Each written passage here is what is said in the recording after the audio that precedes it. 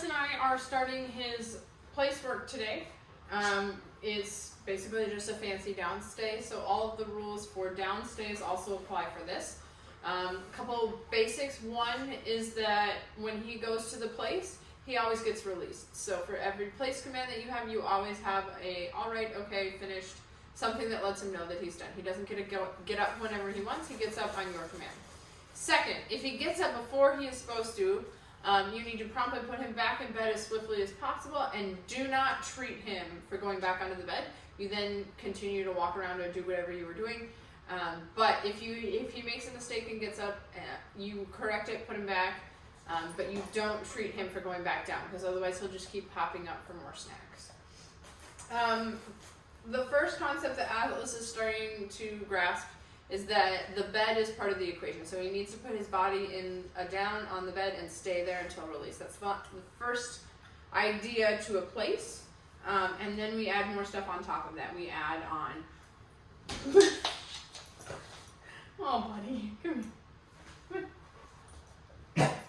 Excuse you. That was so graceful, sir.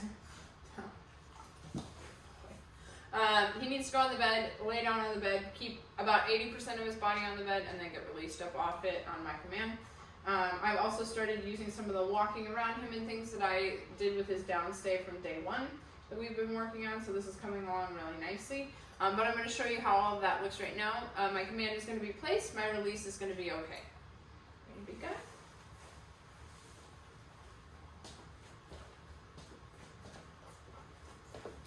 And I'm also going to treat periodically throughout the process. Okay. Atlas, please. Come on. There are three big things to work on with the place behavior. You have distance, duration, and distractions. So, distance means how far away from the bed can I walk and Atlas will stay? No. Place.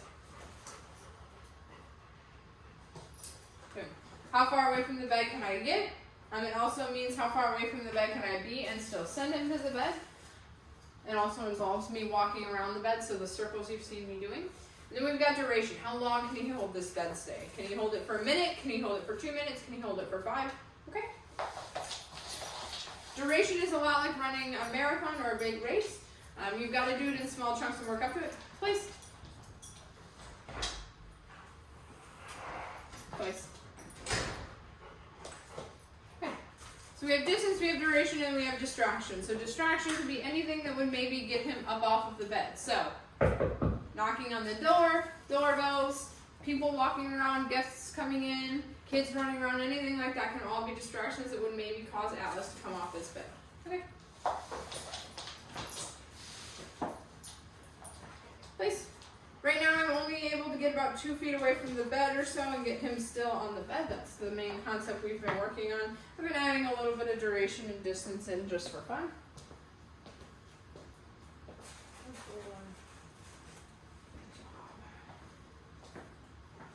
Okay. Let's see if we can get another foot. Place. So you'll notice I took an extra step away from the bed. I was on the previous one right here. And what did Atlas do? He just laid at my feet over here. It's telling me that he doesn't fully understand that the bed is part of the equation. So I'm going to try again. Place. And now I can see through the deliberate action of him looking at the bed, walking over to the bed, and laying down that the idea is starting to click.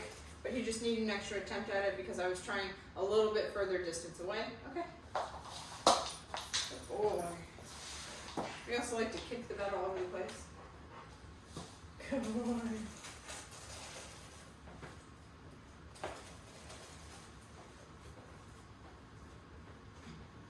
Okay. Good job. Place. Atlas, buddy. Nice. We're getting there. That was about 4 feet away. We're working up to it. Good job. All part of the learning process. Good boy. Okay. Good job. Place. smart. You pick up on things so quickly, big guy. Okay. This is towards the end of our session tonight, but we got all of this in just our training from today. This is his first attempt at this. Added on to the fact that we did the downstay stuff the very first day. Okay. But he's a quick learner, and he's eager to please. Good, place. And you can tell by how deliberately he walks across the room how much he can tell that the mat is now part of the equation. And you can use any dog bed for this. You can use whatever you've got at home for dog beds or mattresses. You can use yoga mats, towels, rugs, blanket, anything like that will do. Okay. I like to tend to start by training it on a hard surface with a soft bed so the texture feels different. Place. Good boy. Good job. Very nice. Okay. Place. And my hand signal is just a point.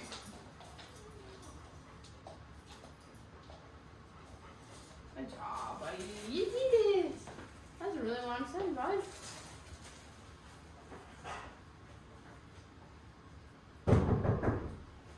Good job. Okay. Don't hurt yourself, big guy. You tripping over your own feet? Good job. Good job. Yeah. Good boy. I also usually start training place stuff on leash just in case he makes a mistake. It's a lot easier to get a hold of him and get him back onto the bed quickly upon a mistake. And it's better to have the leash on and never use it than to try and do it off leash and it gets a little sloppy and you don't have good control. Good job, bud.